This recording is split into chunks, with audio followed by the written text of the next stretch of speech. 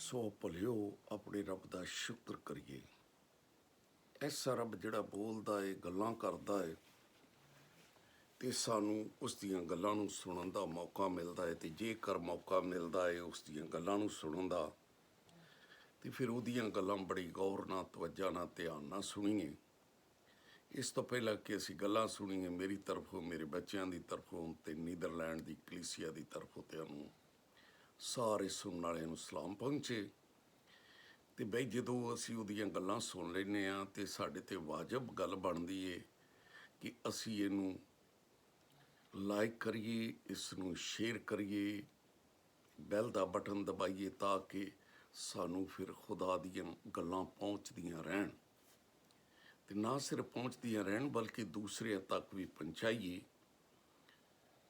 ਕਿਉਂਕਿ ਖੁਦਾ ਦੀ ਕਲਾਮ ਦੇ ਵਿੱਚ ਜਿਸ ਵੇਲੇ ਰਸੂਲ ਨੇ ਦੂਸਰਾ ਖਤ ਲਿਖਿਆ ਤਮੋਥੀਸ ਨੂੰ 2 ਬਾਬ ਤੇ 2 ਐਤ ਦੇ ਵਿੱਚ ਆਖਿਆ, ਜਿਹੜੀਆਂ ਗੱਲਾਂ ਬਹੁਤ ਸਾਰੀਆਂ ਗੱਲਾਂ ਤੂੰ ਗਵਾਹਾਂ ਦੇ ਸਾਹਮਣੇ ਮੇਰੇ ਕੋਲ ਸੁਣੀਆਂ ਨੇ, ਇਹਨਾਂ ਗੱਲਾਂ ਨੂੰ ਦਿਆਨਤਦਾਰ ਬੰਦਿਆਂ ਦੇ ਸਪੁਰਦ ਕਰ, ਜਿਹੜੇ ਹੋਰਨਾਂ ਨੂੰ ਵੀ ਦੱਸਣ। ਤੇ ਯਰਮੀਆ 23 ਬਾਬ ਉਹਦੀ 28 ਐਤ 'ਚ ਲਿਖਿਆ, ਜਿਸ ਨਬੀ ਕੋ ख्वाब ਹੈ ਉਹ ख्वाब ਦੱਸੇ, ਤੇ ਜਿਹਦੇ ਕੋਲ ਮੇਰਾ ਕਲਾਮ ਹੈ ਮੇਰੇ ਕਲਾਮ ਨੂੰ ਦਿਆਨਤਦਾਰੀ ਨਾਲ ਸੁਣਾਵੇ। ਇਹ ਸੁਣਾਉਣ ਲਈ ਦਿੱਤੀਆਂ, ਇਹ ਅੱਗੇ ਪਹੁੰਚਾਉਣ ਲਈ ਦਿੱਤੀਆਂ, ਤੇ ਇਹ ਬੀਜ ਹੈ, ਇਹਨੂੰ ਬੋਣਾ ਹੈ। ਸੋ ਅਸੀਂ ਖੁਦਾ ਦੀ ਕਲਾਮ ਦੇ ਮੁਤਾਬਕ ਸਿੱਖ ਰਹੇ ਸੀ।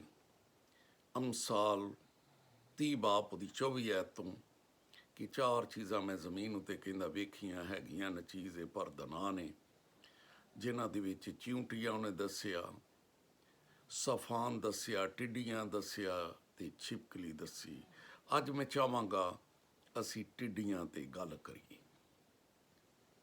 ਸੋ ਟਿੱਡੀਆਂ ਦੇ ਬਾਰੇ ਪਿਛਲੇ ਦਿਨਾਂ ਦੇ ਵਿੱਚ ਕੋਈ 1.5 ਸਾਲ ਦੀ ਗੱਲ ਹੈ ਕਿ ਬੜੀਆਂ ਖਬਰਾਂ ਆ ਰਹੀਆਂ ਸੀ ਕਿ ਟਿੱਡੀ ਦਲ ਦਾ ਮਤਲਬ ਹੈ ਲਸ਼ਕਰ, ਵੀ ਟਿੱਡੀ ਦਾ ਲਸ਼ਕਰ ਜਿਹੜਾ ਨਾ ਉਹ ਪਾਕਿਸਤਾਨ ਨਾਲ ਨੂੰ ਆ ਰਿਹਾ ਹੈ। ਤੇ ਫਿਕਰਾਂ ਪਈਆਂ ਹੋਈਆਂ ਸੀ ਕਿ ਉਸ ਟਿੱਡੀ ਨੇ ਆਣ ਕੇ ਤਬਾਹੀਆਂ ਲਾ ਦੇਣੀਆਂ ਨੇ,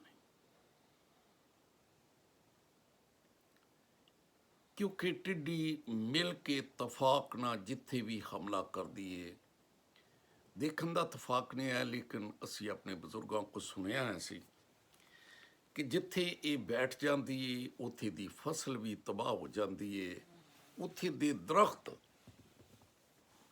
ਦਰਖਤਾਂ ਦੇ ਇਹ ਪੱਤਰ ਵੀ ਖਾ ਜਾਂਦੀ ਹੈ।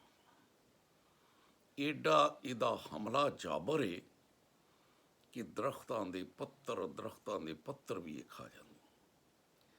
ਤੇ ਫਿਰ ਲੋਕ ਇਹਨੂੰ ਪਹੁੰਚਾਉਣ ਵਾਸਤੇ ਜੋ ਚੀਜ਼ ਜਿਹਨਾਂ ਦੇ ਹੱਥ ਲੱਗਦੀ ਸੀ, ਕਿਸੇ ਦੇ ਪੀਪਾ, ਕਿਸੇ ਦੇ ਢੋਲ, ਜੋ ਬਰਤਨ ਹੁੰਦਾ ਸੀ ਨਾ ਉਹ ਵਜਾਉਂਦੇ ਸੀਗੇ ਤੇ ਫਸਲਾਂ ਦੇ ਵਿੱਚ ਫਿਰਦੇ ਸੀ ਤਾਂ ਕਿ ਇਹ ਸਾਡੀ ਫਸਲ 'ਚੋਂ ਉੱਡ ਜਾਵੇ। ਸੋ ਬਈ ਇਤਫਾਕ ਨਾਲ ਗੱਲ ਕਰਨੀ, ਇਤਫਾਕ ਨਾਲ ਜੰਗ ਕਰਨੀ। ਅੱਜ ਤੱਕ ਅਸੀਂ ਫਾਤਿਹ ਕਿਉਂ ਨਹੀਂ ਹੋਏ? ਕਿਉਂਕਿ ਖੁਦਾ ਦੀ ਕਲਾਮ ਦੇ ਵਿੱਚ ਬਾਈਬਲ ਦੱਸਦੀ ਏ,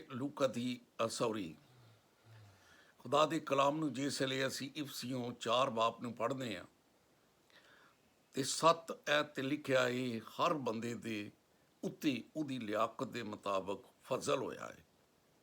ਇਸ ਕਰਕੇ ਜਦੋਂ ਉੱਤੇ ਚੜ੍ਹਿਆ ਏ ਤੇ ਉਹ ਫਿਰ ਕੈਦੀਆਂ ਨੂੰ ਵੀ ਨਾਲ ਲੈ ਗਿਆ ਤੇ ਉਹਨੇ ਬੰਦਿਆਂ ਨੂੰ ਇਨਾਮ ਦਿੱਤੇ ਨੇ।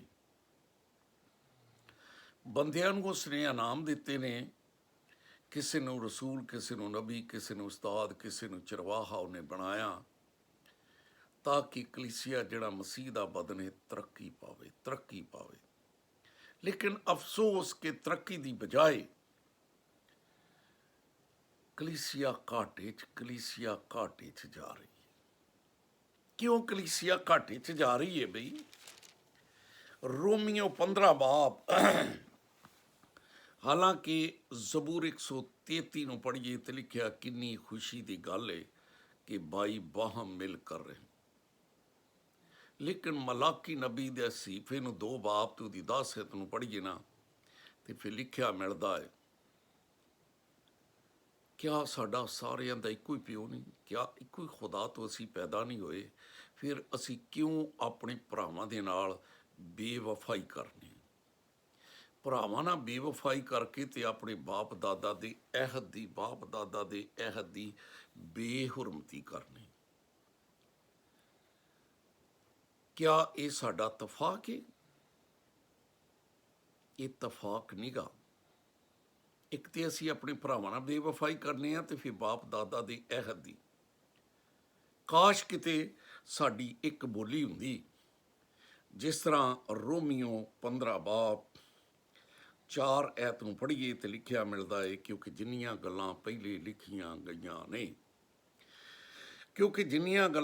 ਲਿਖੀਆਂ ਗਈਆਂ ਨੇ ਉਹ ਸਾਡੀ ਤਾਲੀਮ ਵਾਸਤੇ ਲਿਖੀਆਂ ਗਈਆਂ ਨੇ, ਤਾਂ ਕਿ ਸਬਰ ਦੇ ਨਾਲ ਅਸੀਂ ਬੇਸਬਰੇ ਲੋਕ,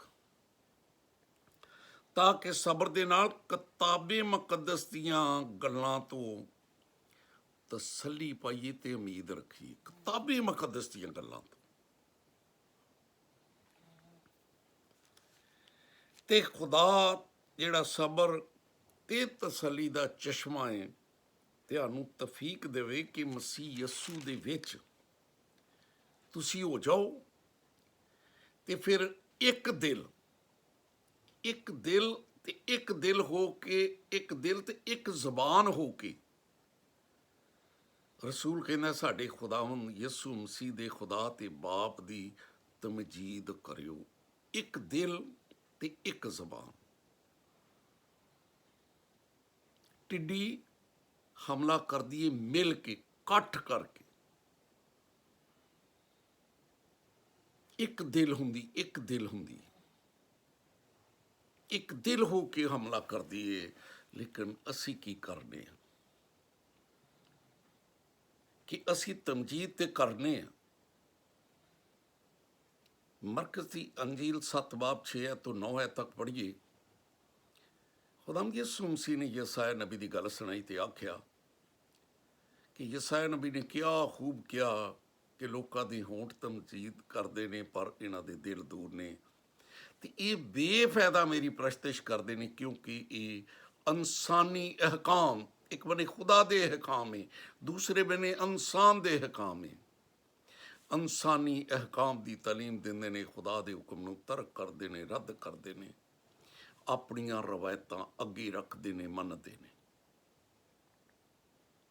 ਯਰਮੀਆ ਨਬੀ ਦਾ ਸਹੀਫਾ 12 ਬਾਬ 7 ਤੇ 8 'ਚ ਲਿਖਿਆ ਮਿਲਦਾ ਹੈ ਕਿ ਮੈਂ ਆਪਣੇ ਲੋਕਾਂ ਨੂੰ ਤਰਕ ਕਰ ਦਿੱਤਾ, ਮੈਂ ਆਪਣੀ ਮਿਰਾਸ ਨੂੰ ਰੱਦ ਕਰ ਦਿੱਤਾ, ਮੈਂ ਆਪਣੇ ਦਿਲ ਦੀ ਮਹਿਬੂਬਾ ਨੂੰ ਉਸ ਦੀ ਦੁਸ਼ਮਣਾਂ ਦੇ ਹਵਾਲੇ ਕਰ ਦਿੱਤਾ। ਮੇਰੀ ਮਿਰਾਸ ਮੇਰੇ ਲਈ ਜੰਗਲੀ ਸ਼ੇਰ ਬਣ ਗਈ। ਉਹਨਾਂ ਮੇਰੇ ਖਿਲਾਫ ਆਪਣੀ ਆਵਾਜ਼, ਇੱਕ ਬਨੇ ਖੁਦਾ ਦੀ ਆਵਾਜ਼ ਹੈ, ਦੂਸਰੇ ਬਨੇ ਇਨਸਾਨਾਂ ਦੀ ਆਪਣੀ ਆਵਾਜ਼ ਹੈ, ਜਿਹੜੀ ਖੁਦਾ ਦੇ ਖਿਲਾਫ ਹੈ। ਮੇਰੇ ਖਿਲਾਫ ਕਹਿੰਦਾ ਆਪਣੀ ਆਵਾਜ਼ ਨੂੰ ਬੁਲੰਦ ਕੀਤਾ, ਜਿਸ ਲਈ ਮੈਨੂੰ ਇਹਨਾਂ ਤੋਂ ਨਫ਼ਰਤ ਹੋ ਗਈ। ਲੂਕਾ ਦੀ ਅੰਜੀਲ ਨੂੰ ਜਿਸ ਵੇਲੇ ਪੜ੍ਹਦੇ ਹਾਂ ਤੇ ਬਾਈਬਲ ਦੇ ਵਿੱਚ ਇੱਕ ਬੜੀ ਖੂਬਸੂਰਤ ਗੱਲ ਮਿਲਦੀ ਹੈ। ਲੂਕਾ ਦੀ ਅੰਜੀਲ 1 ਬਾਬ, ਤੇ ਆਓ ਅੱਜ ਮੌਕਾ ਹੈ, ਜਿਸ ਤਰ੍ਹਾਂ ਲੂਕਾ ਦੀ ਅੰਜੀਲ 1 ਬਾਬ ਪਹਿਲੀਆਂ 3 ਆਇਤਾਂ ਪੜ੍ਹੀਏ ਤੇ ਲਿਖਿਆ ਮਿਲਦਾ ਹੈ, ਕਿਉਂਕਿ ਬਹੁਤਿਆਂ ਨੇ ਕਮਰ ਬੰਨ ਲਈਏ। ਅੱਜ ਕਿਹੜਾ ਜਵਾਨ ਹੈ ਜਿਹੜਾ ਕਮਰ ਬੰਨਦਾ ਹੈ ਕਿ ਮੈਂ ਤੇ ਜਿੱਦਾਂ ਕਲਾਮ ਹੈਗਾ ਉੱਦਾਂ ਹੀ ਬਿਆਨ ਕਰਾਂਗਾ।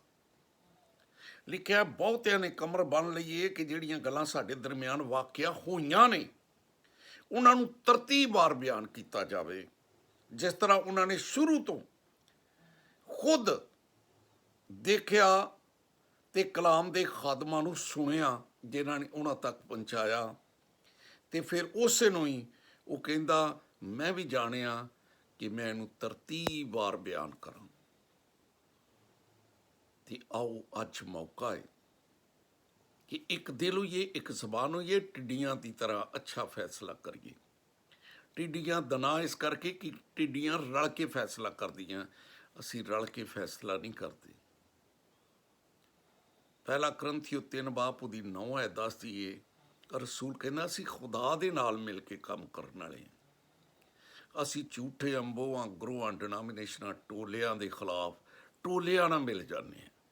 ਇੱਕ ਬਨੇ ਖੁਦਾ ਹੈ, ਇੱਕ ਬਨੇ ਟੋਲੇ ਨੇ ਜਿਨ੍ਹਾਂ ਦੇ ਬਾਰੇ ਪਹਿਲਾ ਤਿਮੋਥੀ 6 ਬਾਬ ਉਹਦੀ 3 ਐਤ ਦੇ ਵਿੱਚ ਰਸੂਲ ਨੇ ਦੱਸਿਆ, ਅਗਰ ਕੋਈ ਸ਼ਖਸ ਔਰ ਤਰ੍ਹਾਂ ਦੀ ਤਾਲੀਮ ਦਿੰਦਾ ਹੈ ਤੇ ਸਾਡੇ ਖੁਦਾਵੰਦ ਯਿਸੂ ਮਸੀਹ ਦੀ ਤਾਲੀਮ ਤੇ ਗੱਲਾਂ ਨੂੰ ਨਹੀਂ ਮੰਨਦਾ, ਉਹ ਕਹਿੰਦਾ ਮਗਰੂਰ ਹੈ।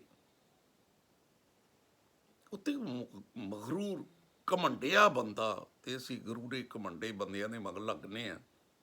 ਤੇ ਕਾਸ਼ ਕਿਤੇ ਟਿੱਡੀਆਂ ਦੀ ਤਰ੍ਹਾਂ ਅਸੀਂ ਫੈਸਲਾ ਕਰੀਏ, ਤੇ ਜਿਸ ਤਰ੍ਹਾਂ ਪੌਲੁਸ ਰਸੂਲ ਕਹਿੰਦਾ ਹੈ ਪਹਿਲਾ ਕਰੰਥੀਓ 3 ਬਾਬ 9 'ਚ ਅਸੀਂ ਖੁਦਾ ਦੇ ਨਾਲ ਮਿਲ ਕੇ ਕੰਮ ਕਰਨ ਵਾਲੇ ਹਾਂ।